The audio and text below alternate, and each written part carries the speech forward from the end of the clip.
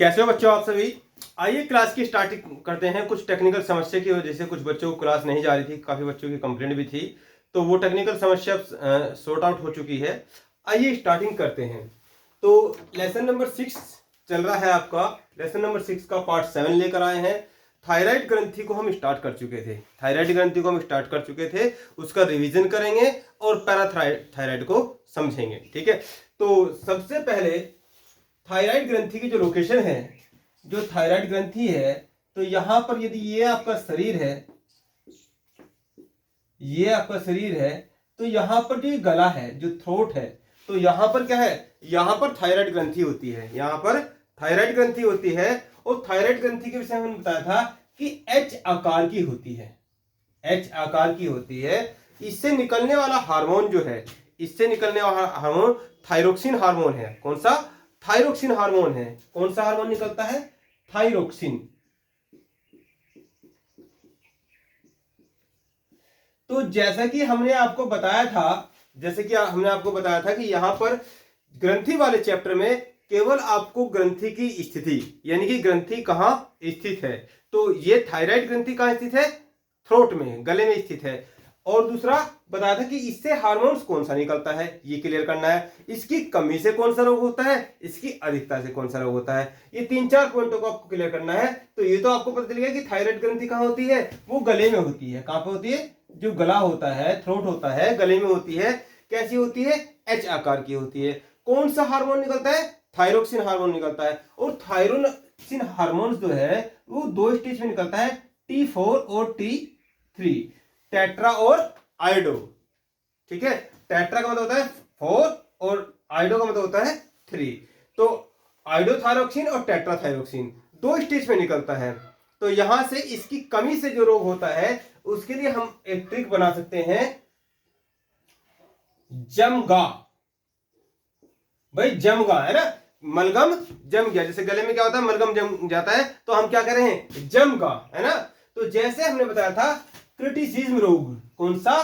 Criticism रोग, जड़ मानवता, जड़ मानवता। तो इसमें हमने आपको बताया था, इस जड़ मानवता रोग में जड़ से ही व्यक्ति क्या होता है, जड़ से ही व्यक्ति की वृद्धि रुक जाती है, यानी कि मानसिक रूप से और शारीरिक रूप से। जबकि इससे पहले एक हार्मोन आपने पढ़ा था, कौन सा? STH hormone. वो क्या था? वृद्धि हार्मोन था।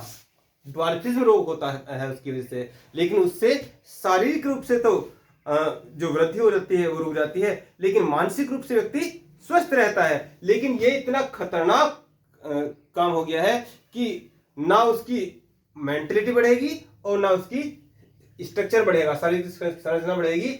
तो जमघाता पहला क्या है? जड़ मानवता। ठीक है, दूसरा हमने समझा था, दूसरा जो रोग था वो कौन सा था? मैं से था आपका, मैं मिक्सिडोमा।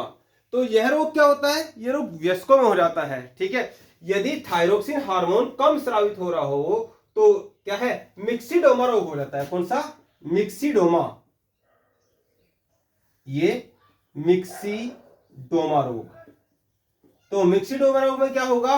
व्यक्ति क्या है, उसकी एक्टिविटी, उसकी उपापचय क्रियाएं बाधित हो जाएंगी। उसका मेटाबॉलिज्म, जो अंदर का रिएक्शन है, उपापचय क्रिया क्या होती है, मेटाबॉलिज्म क्या होता है, यानी कि शरीर के अंदर कुछ बन रहा होता है और कुछ बिगड़ रहा होता है। तो उपापचय क्रियाओं के बारे में जब इसका एक मेटाबॉलिज्म का न्यूट्रिशन का चैप्टर आएगा, उसमें अच्छी प्रकार से समझेंगे।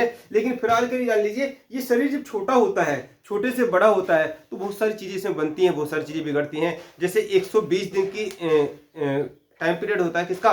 कोशिका का। हमने पहले चैप्टर में पढ़ा था। तो वो मरेगी 120 दिन बाद, क्या है, वो मरेगी। और मर कर कहा जाएगी प्लीहा में। जो सेल का कब्रगाह क्या होता है? वो प्लीहा होता है, स्प्लीन होता है, तिल्ली होती है।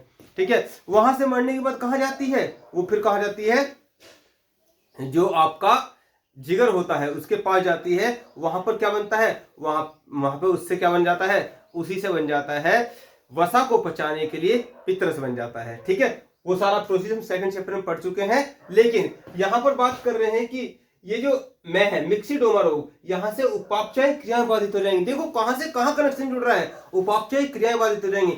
गले से निकलने वाला ये थायरोक्सिन हार्मोन यदि कम स्रावित हो रहा है, यदि कम स्रावित हो रहा है, तो यहाँ पर क्या है, यहाँ पर आपको मिक्सिडोमा रोग हो सकता है वयस्कों में, यानी कि बचपन से लेके और युवावस्था तक, वृद्धावस्था तक लगातार आपको इस गले की जरूरत तो पड़ेगी ही। ठीक है, कुछ भी खाओगे शरीर को लगेगा इसमें से तो जाएगा, और जब यही क्या है उपापचय क्रियाएं नहीं होंगी, यहाँ से बाधित हो जाएंगी, तो शरीर का सारा संतुलन ही बिगड़ जाएगा, पूरा स्ट्रक्चर बिगड़ जाएगा। तो ये क्या है, ये मिक्सिडोमा रोग है। आदमी थोड़ी ऐसी कहीं किसी काम में मन नहीं लगने का, उसका ऐसी ढीला ढीला सा दिखाई देगा, कमजोर सा दिखाई देगा, उसको लेटने का मन करेगा। ठीक है, मिक्सिडोमा रोग। घै से आपने समझा था घेंगा रोग, घै से आपने समझा था घेंगा रोग।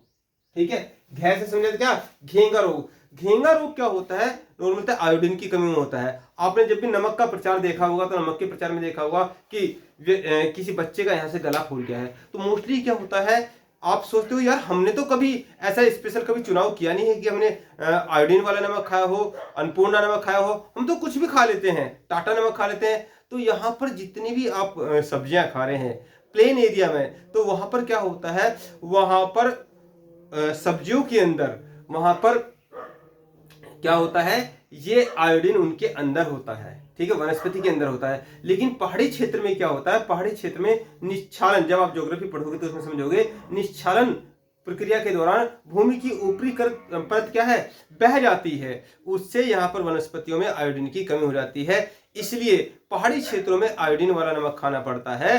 यदि वहां नहीं खाओगे तो वहां ग्वाइटर यानी कि घेंगा रोग हो जाएगा, यहाँ पे गले में सोइलिंग आ जाएगी। ठीक है, तो ये बताया था आपको घेंगा रोग। हा है कौन सा रोग है, है से हाशीमोटो रोग।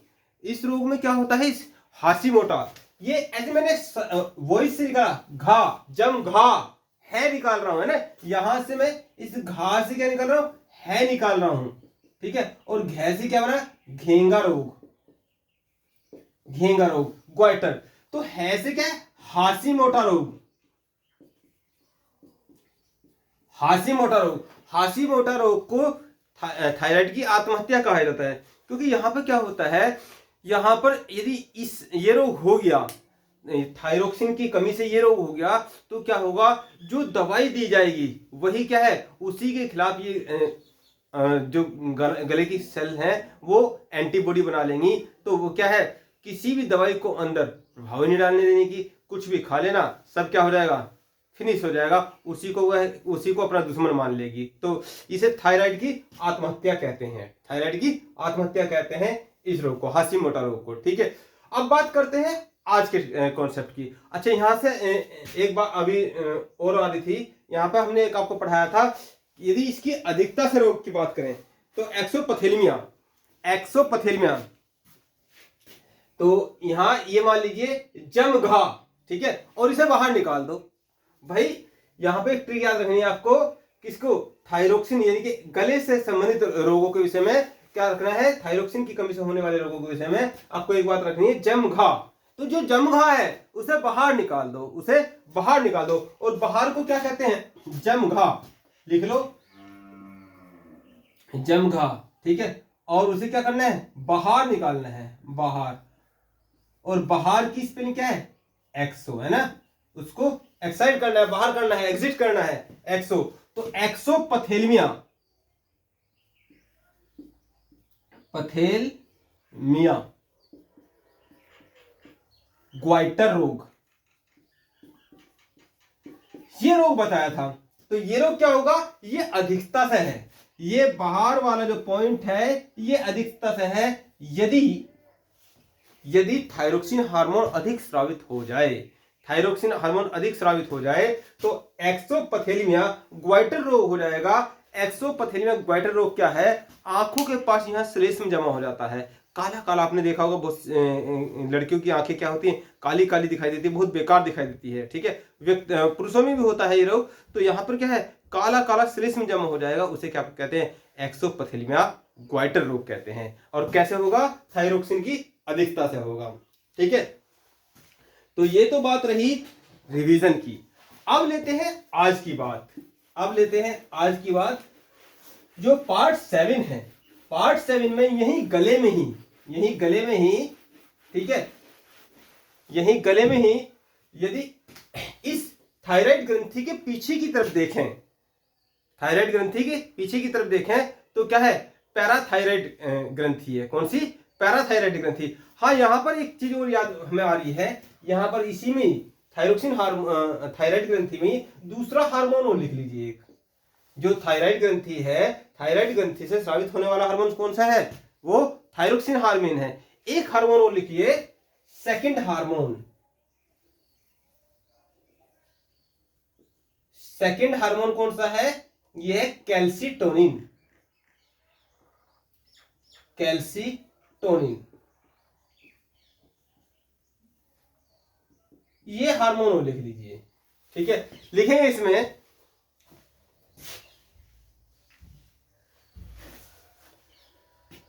रक्त में कैल्शियम के स्तर को कंट्रोल करता है, रक्त में कैल्शियम के स्तर को कंट्रोल करता है। लिख लेंगे, रक्त में कैल्शियम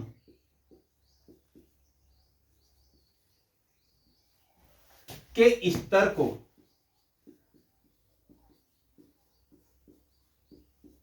कंट्रोल करता है या नियंत्रित करता है, नियंत्रित करता है।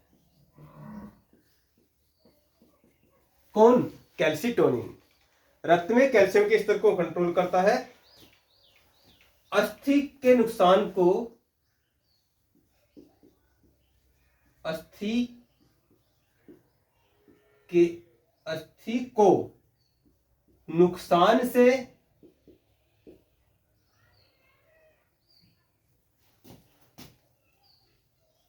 नुकसान से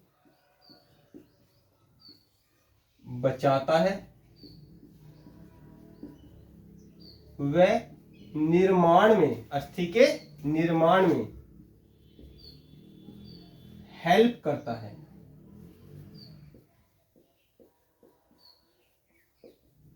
ठीक है, इस हार्मोन को और नोट कर लीजिए। तो दो हार्मोन हो गया आपके पास, एक तो कैल्सीटोनिन और एक कौन सा है, थायरोक्सिन हार्मोन। थायरोक्सिन हार्मोन की दो स्टेज है, एक तो क्या है, T4 और T3। उसकी कमी से होने वाला रोग कौन से हैं, वो जमघा है ना, और जो जमघा है उसे बाहर निकाल दो तो वो अधिकता से होने वाला रोग है, कौन सा, एक्सोपैथिलमी ग्वाइटर रोग। ठीक है, दूसरा हार्मोन कौन सा है, कैल्सीटोनिन हार्मोन। ये क्या काम करेगा, रक्त में कैल्शियम के स्तर को नियंत्रित करेगा और अस्थि के नुकसान को बचाता है और उसके निर्माण में हेल्प करता है। यदि इसमें कमी होगी तो ये क्या है, यही समस्याएं सामने आ जाएंगी। ठीक है, अब चलेंगे हम सेकंड ग्रंथि की तरफ। और सेकंड ग्रंथि कौन सी है, सेकंड ग्रंथि है कहां, गले की ही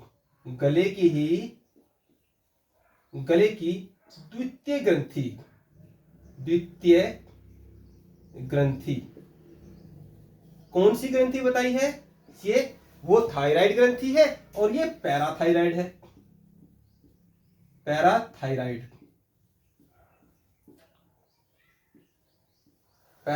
ग्रंथि। ठीक है, यहां पर कहां स्थित है, यदि इसमें सेकंड पॉइंट की बात करें, कहां स्थित है, या इसकी स्थिति कहां है, तो यहां गले में ही, ये जो थायराइड ग्रंथि है इसके पृष्ठ भाग में, इसके पीछे की तरफ। ठीक है, तो लिख लीजिए, थायराइड के पृष्ठ या पिछले भाग में। ठीक है, दूसरा पॉइंट क्या बता रखा है, ग्रंथियों से हमें क्या पढ़ना है भाई, यहां पे स्थिति के लिए ये लोकेशन क्लियर होगी। ठीक है, ये कहां है, गले में पैराथायराइड ग्रंथि है और थायराइड ग्रंथि के पिछले भाग में। थायराइड ग्रंथि एच आकार की होती है, मानव शरीर की सबसे बड़ी अंतःस्रावी ग्रंथि है, ये तो हमने पहले बता दिया था। अब इससे जो हार्मोन निकलेगा, ठीक है, तो वो पैराथायरोक्सिन हार्मोन निकलेगा, पीटीएच। इससे जो हार्मोन निकलता है वो पीटीएच, यानी कि पैराथायरोक्सिन हार्मोन। लिख लीजिए, पैराथायरोक्सिन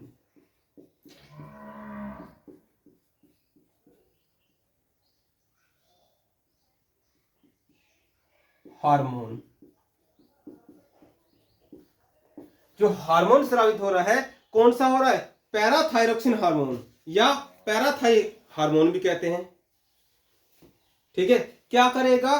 कैल्शियम फास्फेट की मात्रा को क्या करेगा? वो नियंत्रित करता है। क्या वर्क क्या है इसका? वर्क यहां लिख लीजिए, वर्क कैल्शियम फास्फेट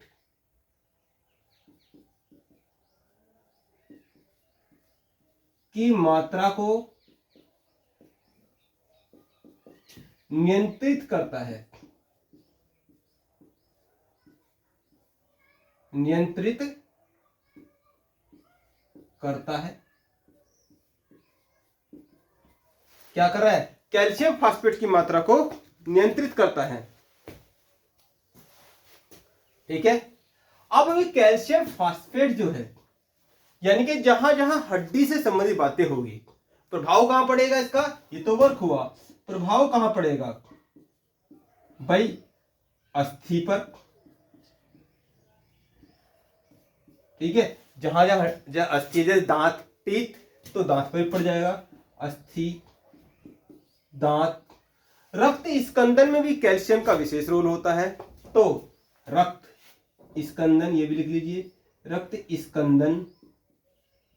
जब ब्लड वाला चैप्टर पढ़ाया था तो बताया था रक्त स्कंदन क्या होता है, यानी कि रक्त का थक्का जमना। आपका कहीं ब्लड निकल गया है, चाहे वो इंजेक्शन से निकला हो, किसी चीज से निकला हो, तो उसका बंद होना जरूरी होता है। यदि वो लगातार स्रावित हो रहा है तो वहां पर किसकी समस्या आ जाएगी? वहां समस्या आ जाएगी कैल्शियम फास्फेट पूरी तरीके से वर्क नहीं कर रहा है। और कैल्शियम फास्फेट क्यों वर्क नहीं कर रहा है? तो इसका मतलब क्या है? पैराथायरोक्सिन हार्मोन क्या है? वो कम स्रावित हो रहा है, वो कम स्रावित हो रहा है। तो नोट के लिए प्रभाव में नोट कर लीजिए, अस्थि में, दांत में, रक्त स्कंदन में। ठीक है, एग्जाम्पल के लिए हम आपको बता देते हैं, अस्थि से होने वाले सारे रोगों में यही समस्या आएगी। उदाहरण के लिए, एग्जाम्पल के लिए लिख लीजिए आप, जैसे कि ओस्टियोप्रोसिस रोग, ओस्टियोप्रोसिस,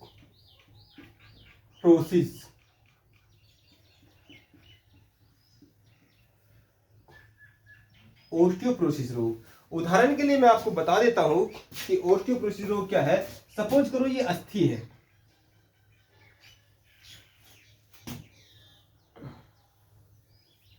अब इसमें क्या है? इसमें रक्त है, इसमें रक्त है।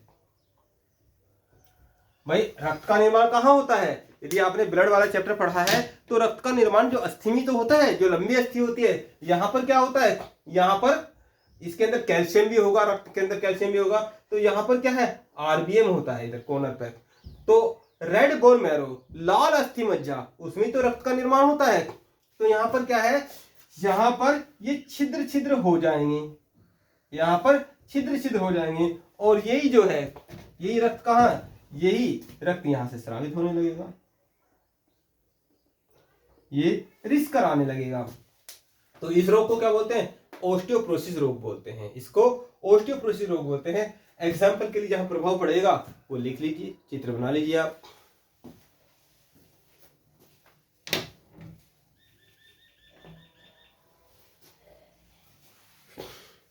ठीक है,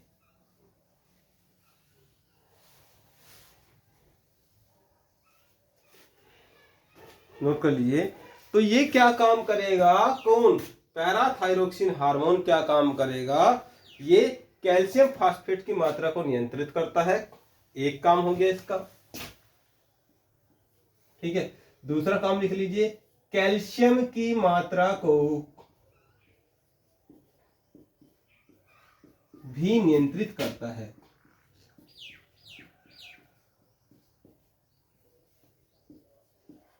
कैल्शियम की मात्रा को भी नियंत्रित करता है। ये चित्र बनाए, इसी के नीचे लिख लीजिए, नोट करके लिख लीजिए, कैल्शियम की मात्रा को नियंत्रित करता है। ठीक है, और यदि इसकी कमी होगी, यदि इसकी कमी होगी तो कमी से ये ऑस्टियोपोरोसिस रोग हो जाएगा। ऑस्टियोपोरोसिस रोग क्या होता है, अस्थि जर्जर हो जाती है, कैल्शियम की मात्रा उससे रिस कर बाहर निकलने लगती है। ठीक है, तो अब क्या और सेकंड रोग, ये एक रोग था टिटेनी, टिटेनी रोग हो जाएगा। ठीक है, सेकंड रोग क्या टिटेनी रोग होता है। इसमें टिटेनी रोग में क्या होता है, इसमें अस्थियों में जो अस्थियां होती हैं, अस्थियों में ऐंठन हो जाती है, ऐंठन, अस्थियों में ऐंठन हो जाती है। ठीक है, और यहां पर दूसरा रोग है रिकेट्स रोग भी है, रिकेट्स, ये रिकेट्स रोग भी है। ठीक है, रिकेट्स रोग क्या है, इसी का टिटेनी का ही इसी क्या क्या है, इसी का बिगड़ा हुआ रूप है, इसी का बिगड़ा रूप है क्या, टिटेनी रोग। ठीक है, टिटेनी रोग का बिगड़ा हुआ रूप है। और भी बहुत सारी चीज है, लिखना चाहो तो लिख लो। अस्थियों में अपक्षय को बढ़ाता है, अस्थियों में अपक्षय को बढ़ाता है। और भी प्रभाव है इसके, प्रभाव में लिख लीजिए। ठीक है, अस्थियों में अपक्षय को बढ़ाता है। अपक्षय क्या है कि जो कुछ कोशिकाएं होती हैं, ओस्टियोक्लास्ट कोशिकाएं होती हैं, उनमें क्या कैल्शियम को मुक्त करता है। और जो किडनी होती है, किडनी और ब्लड से में रक्त की मात्रा को कैल्शियम की मात्रा को क्या करता है, वो वापस कर देता है। ठीक है, वो वापस कर देता है। तो यहां पर ये आपका क्या रहा, ये आपका पूरा जो पैराथायराइड ग्रंथि है और थायराइड ग्रंथि है, यानी कि गले की पूरी ग्रंथियां ये क्लियर हुई। गले में दो ही ग्रंथि बताई थी, एक तो थायराइड ग्रंथि, एक पैराथायराइड ग्रंथि। तो दोनों ग्रंथियों के विषय में कौन कौन सा हार्मोन, उनकी लोकेशन क्या है, इनसे कौन सा हार्मोन स्रावित हो रहा है, ये बातें क्लियर हो गई हैं। कुछ बच्चों को कमेंट्स ये भी आया था कि सर आपने ये जो पैराथायराइड ग्रंथि, सॉरी थायराइड ग्रंथि है, ये तो स्टार्ट कर दी, लेकिन मस्तिष्क में तो आपने क्या है, दो ग्रंथि बताई थी, एक पिनियल ग्रंथि और एक क्या है, मास्टर ग्रंथि। तो मास्टर ग्रंथि तो आपने करा दी, बहुत अच्छी तरीके से हमें समझ में आ गया मास्टर ग्रंथि को, लेकिन क्या है जो पिनियल ग्रंथि है उसके विषय में आपने जिक्र नहीं किया। कोई बात नहीं, इसके जस्ट बाद कर लेंगे, इसके जस्ट बाद कर लेंगे। आप पूरा थायराइड ग्रंथि को कवर कर लीजिए, उसके बाद जो पिनियल ग्रंथि है नेक्स्ट लेक्चर में उसको कवर करा देंगे। ठीक है, तो यहीं पर समाप्त करते हैं, धन्यवाद।